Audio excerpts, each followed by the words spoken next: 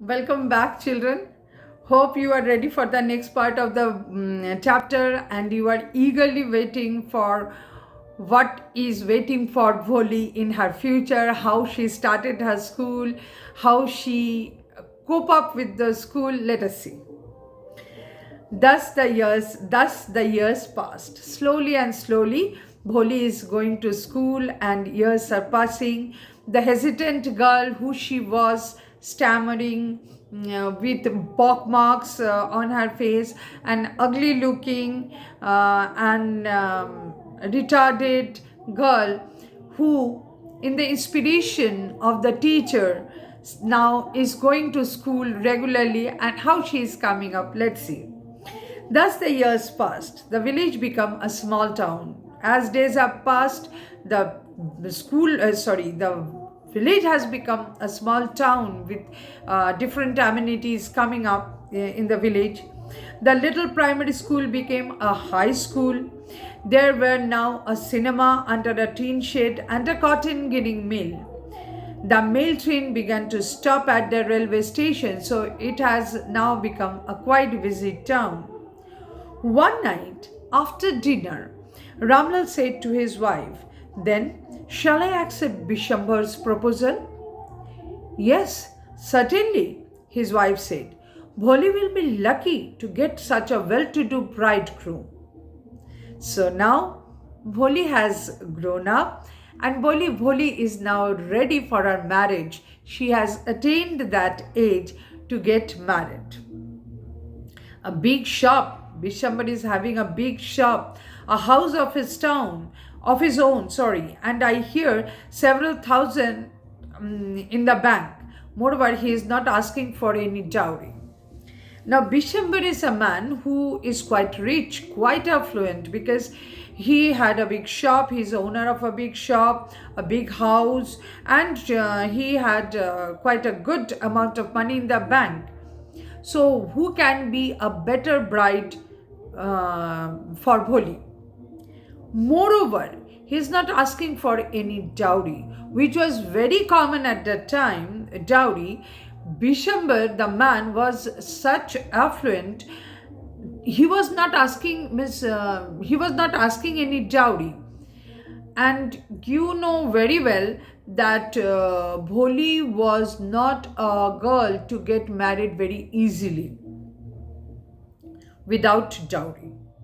There also, Bishambar did not ask any dowry. So, who can be a better person? That's right, but he is not so young. Now comes a point that why Bishambar is ready to marry without dowry and etc. etc. That is, he is not young. Almost the same age as I am. That is our father's age. And he also limps. He cannot walk properly. He walks limping. So disabilities are there from his part also. Moreover, the children from his first wife are quite grown up. So what does it matter? His wife replied, 45 or 50? It is no great age for a man. We are lucky that he is from another village and does not know about her pockmarks and her lack of sense. If we don't accept this proposal, she may remain unmarried all her life. See the condition of the parents of a girl child at that time. Means they wanted to get their daughter married. Somehow, the man was there was a big age difference. Did not matter at all to the parents because there were maturity difference. Still they accepted. The man was married earlier, had children grown up, almost might be of Bholi's age. Did not matter. The man was father's age and he walked limping. Did not matter. Why? Because he had money and Bholi looked ugly. So they were ready that somehow to get, because after that nobody might agree to marry. They did not think, how does it matter? They did not think that. How did it matter if Bholi would not get married too? But The only achievement for parents were that their girls should be married somehow. Yes, but I wonder what Bholi will say. Father was a bit different. Father tried to think about Bholi's condition also, that how she would feel, but mother was not. What will that witless one say? That duffer, what would she say? She's like a dumb cow. Maybe you are right, muttered Ramlal. Ramlal was hesitant that what Bholi would think. In the other corner of the courtyard, Bholi lay awake on her cot, listening to her parents' whispered conversation. Bishambarnath was a well-to-do grocer. He came with a big party of friends, and finally so the marriage got settled, and the day had come when Bholi would get married to a man who was of her father's age, who had grown-up children of her age only, almost, and a man who walked limping came to marry Bholi. Bholi was also a simpleton. So he came with a big party of friends and relations with him for the wedding. A brass band playing a popular tune from an Indian film headed the procession, with the bridegroom riding a decorated horse, very happy and excited to get married. Though second time, so what? Marriage after all. Headed the procession with the bridegroom riding a decorated horse. Ramlal was overjoyed to see such pomp and splendor. That did Bholi deserve this? She had such luck. He had never dreamt that his fourth daughter would have such a grand wedding. Bholi's elder sisters, who had come for the occasion, were envious of her luck. When the auspicious moment came, the priest said, "Bring the bride." Finally, the marriage started. Bholi, clad in a red silken bridal dress, was led to the bride's place near the sacred fire. "Garland the bride," one of his friends prompted Bishambarnath. The bridegroom lifted the garland of yellow marigolds. A woman slipped back the silken veil from the bride's face. Bishambar took a quick glance. Remember, Bishambar belonged to some other village and did not see Bholi earlier and did not know about Bholi or about her looks earlier. So the veil was, the silken veil slipped, and Bishambar took a quick glance. The garland remained poised in his hands. The bride slowly pulled down the veil over her face. "Have you seen her?" said Bishambar to the friend next to him. "She has pockmarks on her face." "So what? You are not young either." "Maybe, but if I am to marry her, her father must give me 5,000 rupees. It's just a bargain." He is not also a young man. So the friend said that, "What more do you deserve?" He said, "Fine, I'm ready to marry this pockmarked girl, but for that I need dowry," as if it's a bargain, that you have some defect in your product, so you have to pay for it. "Maybe, but I'm to marry her, her father must give me 5,000 rupees. Ramlal went and placed his turban, his honor, at Bishambar's feet. Think the condition of the girl's father. "Do not humiliate me so. Take 2,000 rupees. "No, 5,000 or we go back. Keep your daughter." What a threat. "Be a little considerate, please. If you go back, I can never show my face in the village." "Then out with 5,000. Then be ready with 5,000 rupees. Tears streaming down his face, Ramlal went in, opened the safe and counted out the notes. He placed the bundle at the bridegroom's feet. Whatever he had, he offered it to the bridegroom's feet. On Bishambar's greedy face appeared a triumphant smile. He had gambled and won.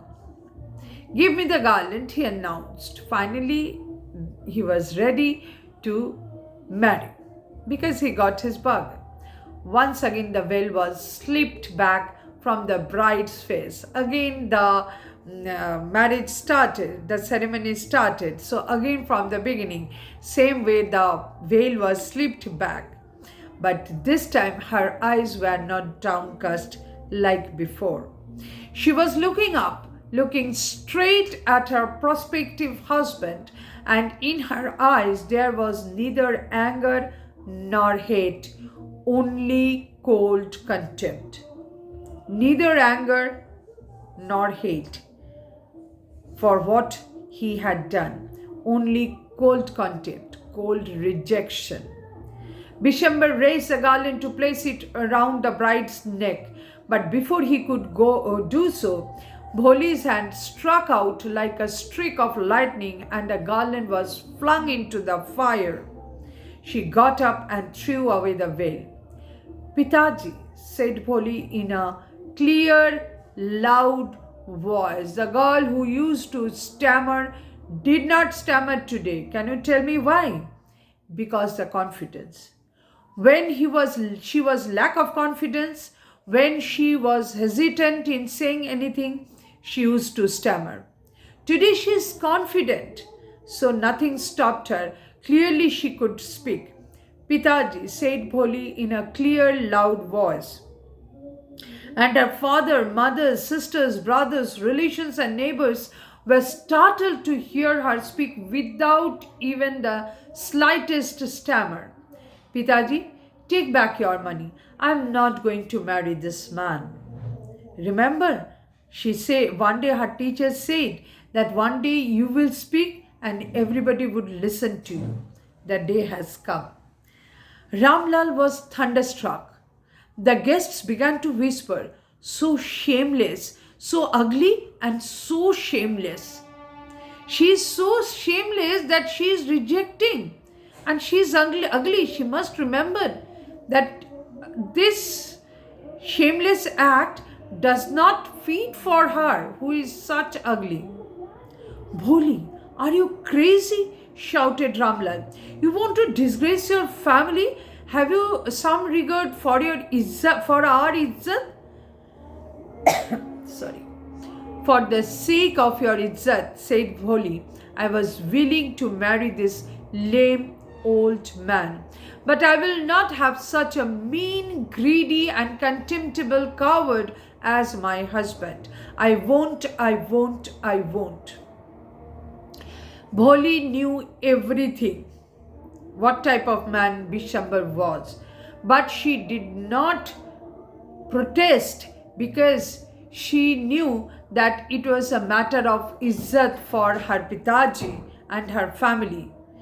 They would have to make their daughter married to someone. So with all these things, she accepted. She accepted an old man. She accepted a married man. She accepted a limping man as her husband, but she could not accept a greedy man as her husband. That was beyond her acceptability. What a shameless girl. We all thought she was harmless dumb cow. Bholi turned violently on the old woman. Yes, auntie, you are right. You all thought I was a dumb-driven cow. That's why you wanted to hand me over to this heartless creature. But now the dumb cow, the stammering fool, is speaking. Do you want to hear more? I have many more things to say. Do you want to hear more? A man who would be my husband, who is supposed to love me, care me, actually taking care of me for money. Means money can replace love for him. And you expect me to accept such man as my partner for the entire life. I can speak more. Do you want to hear anything more? Bishambarnath, the grocer, started to go back with his party. At that time, a man, a bridegroom, would be rejected by a bride was a big matter of fact. Bishambarnath the grocer started to go back with his party. The confused bandsman thought this was the end of the ceremony and struck up a closing song.